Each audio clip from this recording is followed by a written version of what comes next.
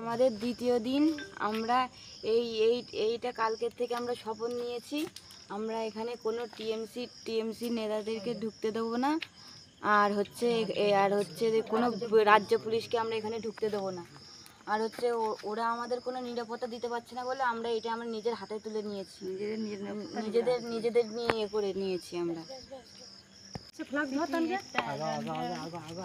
আজও একইভাবে আমাদের কর্মসূচি, রাত জাগা কর্মসূচি পালন চলছে।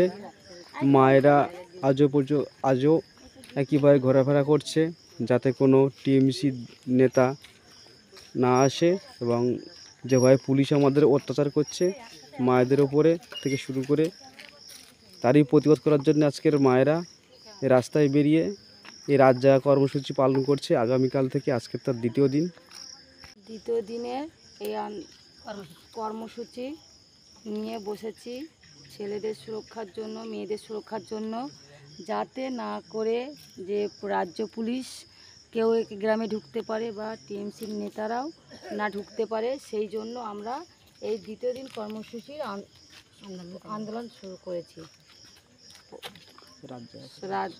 রাজ্য পুলিশের যেন না ঢুকতে পারে, রাত পাহারা দিচ্ছি।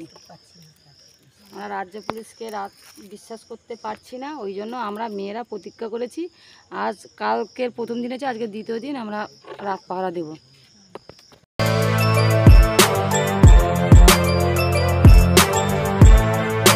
এখন অনেক বড় শ্রী লেদার্স হাওড়া ময়দান। আপনি কি জটিল কিছু সমস্যায় ভুগছেন, সমাধান পেতে চান?